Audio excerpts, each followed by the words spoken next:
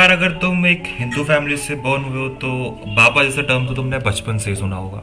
और हिंदू ही नहीं, अगर तुम मुस्लिम, क्रिश्चियन या किसी भी रिलीजन से हो तो मौलाना, पादरी जैसे गुरु तो तुमने सुने ही होंगे।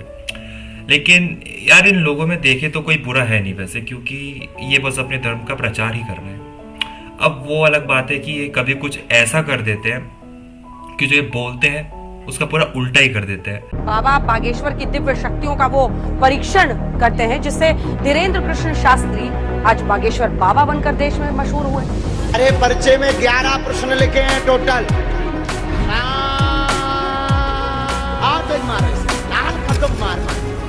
अब वैसे देखे तो ये जॉब की तरह ही तो है, 9 to 5 जैसी जॉब होती है। अब जैसे मैं कॉलेज में पढ़ रहा हूँ और मैं एक मिडिल क्लास से हूँ तो मेरे पे ज़्यादा पैसा रहने की उम्मीद है नहीं, और वो क्योंकि मैं मिडिल क्लास से हूँ।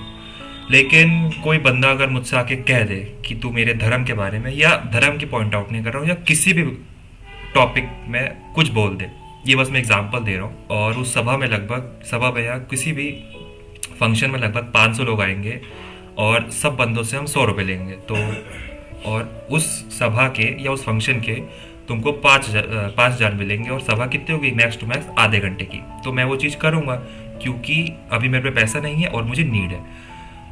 और वो ऐसी चीज़ है कि अगर उस टॉपिक के बारे में मुझे कुछ पता हो या ना हो तो मैं एटलीस्ट बोलूँगा, कुछ तो बोलूँगा। तो एटलीस्ट फाइनली मुझे उसका मनी जो मिल ही रहा है वो इसेंशियल है ना, जो मुझे मनी मिल रहा है उस टाइम पे। अब ये बात आ जाती है, जैसे एंड्रयू टेट को देख लो। अब एंड्रयू टेट के पास पैसा है तभी तो वो इतना कुछ बोल रहा है।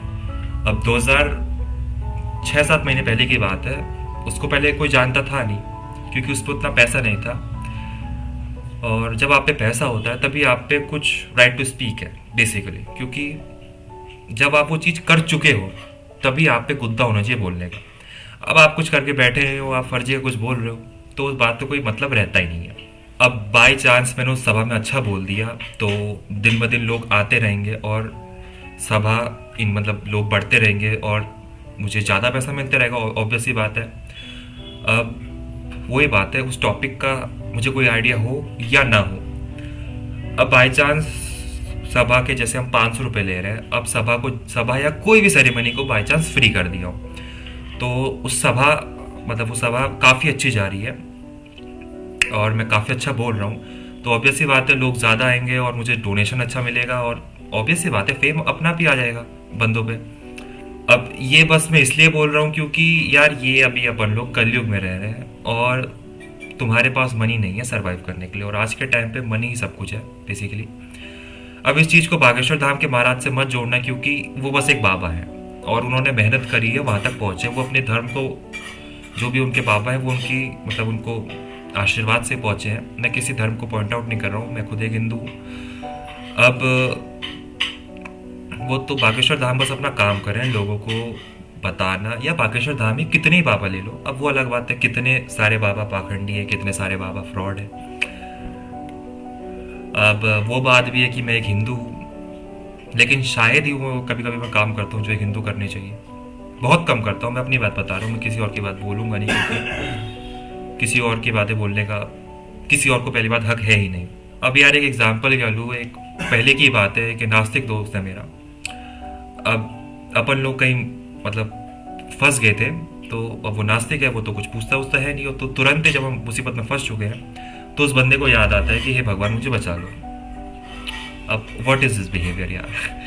अब उस चीज़ में हम क्या ही बोले, एट द लास्ट यही पता है कि बचपन से अब वो नास्तिक क्यों ना, उसके माँ बाप तो भगवान के होंगे, बचपन से सिखाया जा रहा है कोई भी मुसीबत है भगवान तुम्हारे साथ है, लेकिन वो मानने को तैयार नहीं है।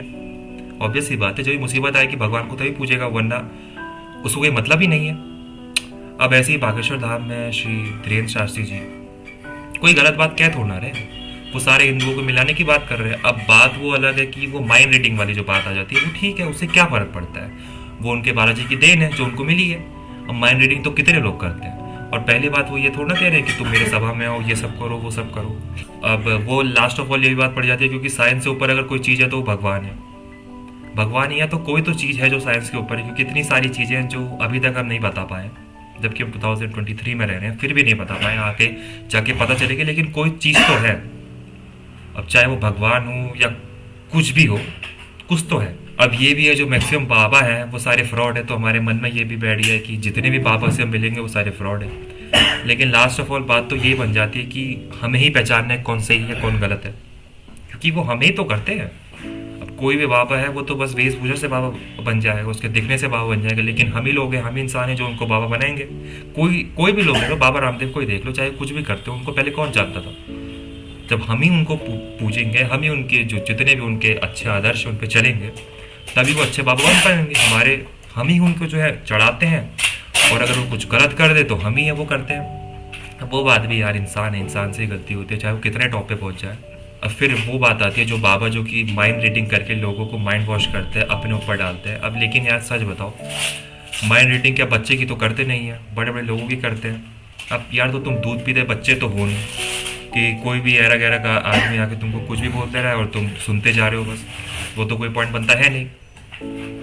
अब वो बात है कि तुम माइंड वॉश हो चुका है और तुम अपने बच्चों को सिखा रहे हो वो सब, तो वो गलत है। पीके में इतना बड़ा एग्जाम्पल है, अब मैं क्या बोलूँ उसके बाद। अब लास्ट में यही बात आती है कि तुमको अपना रिलीजन मानते हो तो बाबाओं को मानो, क्योंकि ये ऐसी चीज़ है, अगर तुम रिलीजन को प्रॉपर फॉलो करते हो तो बाबा जैसी टर्म तो है ही यार। तुम हिंदू हो, तुमको पता है ऋषि मुनि ये सब है, तो दिक्कत क्या है। कोई लोग बाबा अच्छे होते हैं, कोई बेकार होते हैं। अगर तुम अपने प्रॉपर रिलीजन को मानते हो तो अपने सही बाबा को पहचानो कौन सा बाबा है, क्योंकि एक निर्देशक जो कि हमारे गुरु हैं उनकी तो बहुत ज़्यादा ज़रूरत पड़ती है हर जगह, क्योंकि बिना गुरु के आदमी कुछ कर नहीं सकता है। वो तो ऑब्वियस सी बात है, या तो उस आदमी के अंदर इतना पोटेंशियल हो कि वो खुद ही को अपना गुरु मान ले और आगे बढ़ते रहे। अगर तुम नहीं पहचान सकते हो तो रिलीजन को फॉलो ही मत करो, सीधी सी बात है। क्योंकि तुम ढोंग में फंसोगे, फिर उनको ये करोगे वो करोगे, तुम्हें भी नुकसान है, सबको नुकसान है। तो सीधी सी बात है यार, चाहे बुरा कोई भी हो, सही कोई भी हो, एट द लास्ट तुम ही हो जो कुछ कर सकते हो।